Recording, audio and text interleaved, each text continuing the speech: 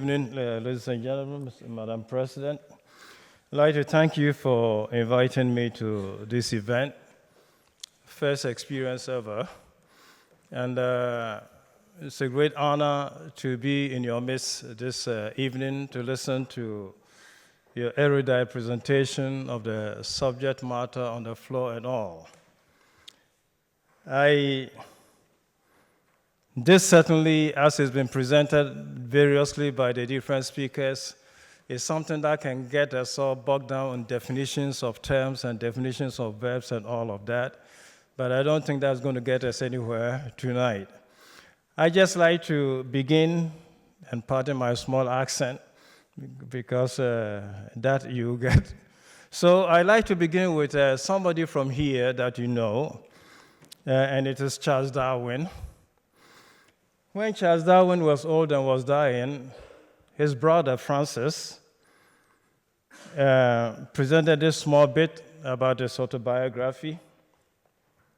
And he says, up to the age of 30 or beyond, I liked poetry, I liked music, and I liked to watch movies. But now, for many years, I cannot endure to read a line of poetry. I've also almost lost my taste for pictures or for music. The sad admission of Charles Darwin is of an atrophy of that part of the brain on which the higher tastes depend. My mind, he writes, seems to have become a kind of a machine for grinding general laws out of large collection of facts. And it goes on. So tonight, I just wish to invite to getting out of this atrophy, whether it's that of grinding figures or that of even making assumptions about faith positions. And invite you the complementarity between the two, seeing that both science and faith have the same subject matter, the same subject, the human person. When we talk about science, at the end of the day, it's about the human person. And when we talk about faith and religion, who practices it is the human person. So seeing that we have the common subject matter in both domains, should we not realize the impact of separating one dimension of knowledge and operation of the human brain from the other?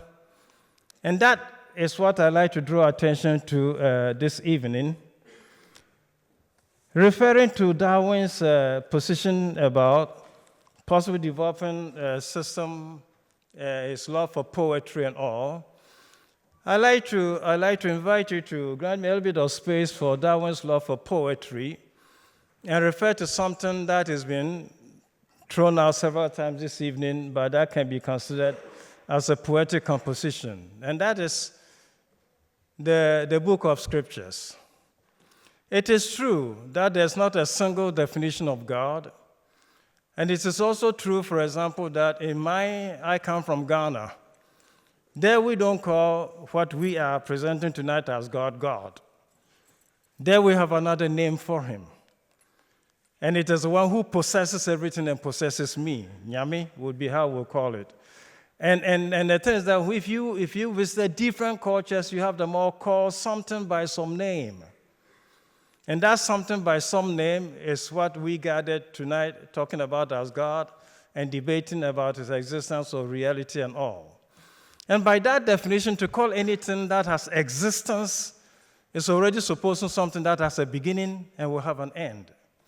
So applying that also to God, the way, for example, traditionally I knew it in Ghana before becoming a Christian and knowing it now, the Christian God revealed by Jesus Christ, is also something that will not fit.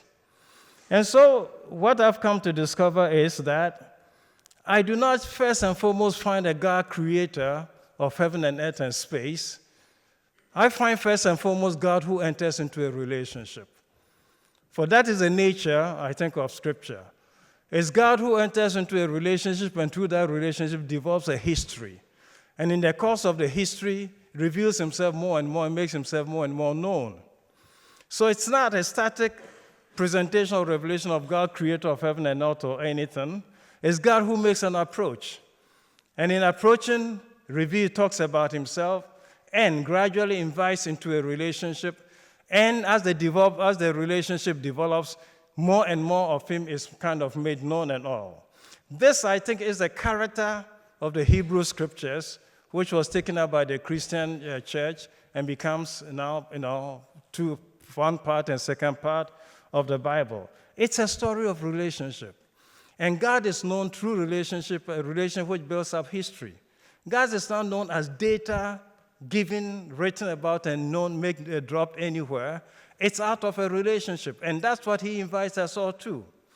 God invites us into a relationship. And in that relationship, we discover the reality of his being or her being, or reality of existence of any kind. So that is what I like to invite you to. And that the relationship, then, the data or whatever God reveals of himself, is not incompatible with science. One of our speakers drew attention to some, Christian scientists and all of that. It might surprise some of you to know that the Pope has an Academy of Science, and the first one in the world for that matter.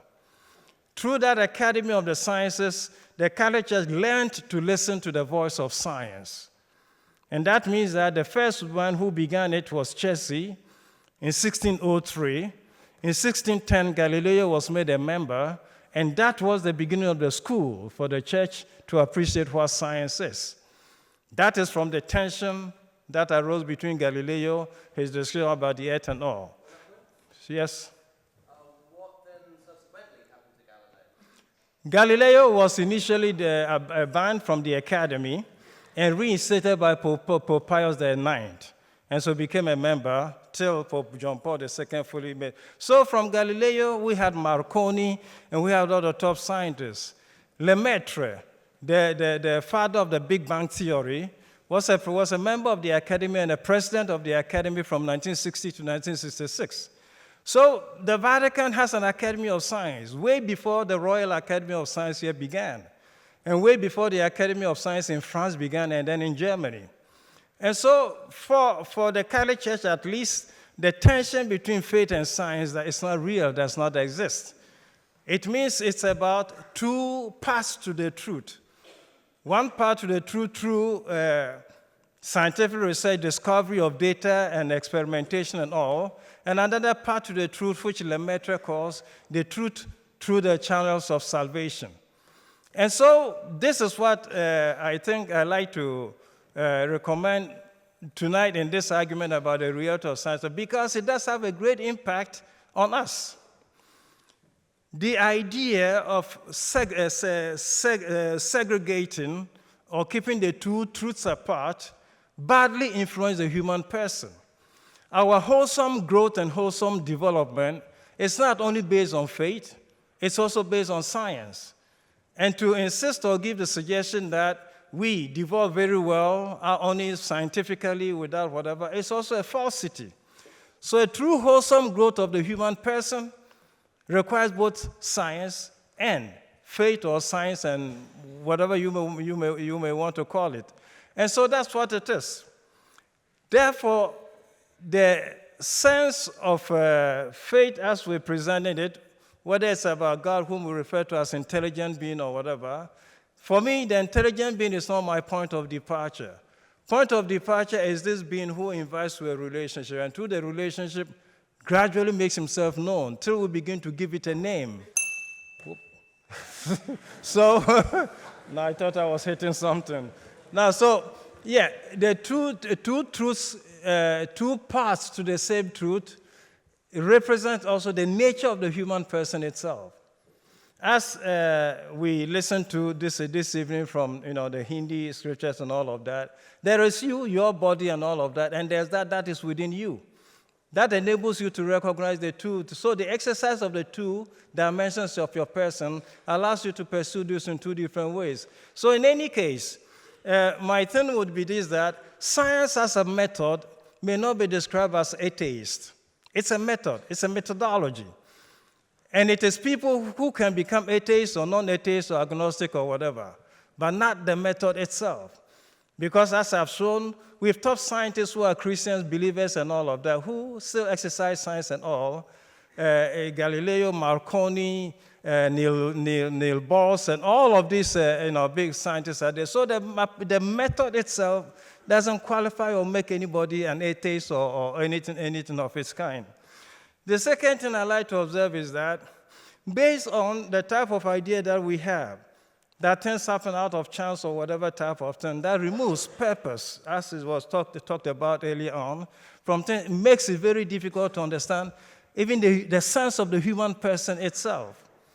The human person that may be existing without purpose is a human person that then feels that he fashions himself, and he doesn't owe anything to anybody, or doesn't respond to anything for anything or any part of his nature. But human person has a nature. And a nature, just as we use several times and throw it around, nature, that is natus, was born, engendered, and because it was born and engendered, it must respond to a purpose for that birth and engender. Sorry, thank you.